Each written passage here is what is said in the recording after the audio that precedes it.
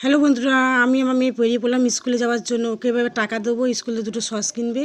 ওকে ডিম রুটি করে দিয়েছিলাম, ও দোকান থেকে এই সস কিনছে। তারপরে আবার বেরিয়ে পড়বো স্কুলে দিকে যাওয়ার জন্য। এই রাস্তায় আমরা হাঁটছি দুজনে মিলে, মাঠ দিয়ে দৌড়ে দৌড়ে চলে যাচ্ছি। আমি আস্তে আস্তে যা, তারপরে দুজনে হাঁটছি। এখানে ওকে ব্যাগটা দিয়ে দিলাম, তারপরে ওর কাঁধে ব্যাগটা দিয়ে দিলাম। ও স্কুলের দিকে ব্যাগটা নিয়ে চলে গেল, সামনে স্কুলে চলে গেল। স্কুলে দেখে আমাকে গিয়ে টাটা করে দিল, আমি চলে গেলাম। তারপর স্কুলের সামনেই ফেরিওয়ালা বসেছিল। মেয়েরা মানে তো সাজগোজ, একটুখানি সাজগোজ দেখলাম, নাইটি কানে টানে দেখে আবার চলে গেলাম বাজারের দিকে। বাজারের দিয়ে মাছ দেখছি, এদিকে জিজ্ঞেস করলাম মাছের দাম কত, ওদিকে একটা জিজ্ঞেস করলাম। একটু মাছ নিয়ে ঘরে একটু মাছ রান্না করবো, চিংড়ি মাছ দিয়ে পটল দিয়ে করব।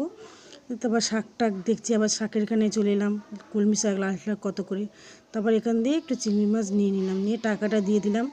নিয়ে তারপর আমার অলরেডি সব বাজার করা হয়ে গেল। এবারে এদিকে বৃষ্টি পড়া শুরু হয়ে গেছে, টুপ টুপ টুপ করে। আমি ছাতা আনতে ভুলে গেছি, চলে এলাম। এবার আমাদের পুচকুটা এখানে বসে বসে খাচ্ছে।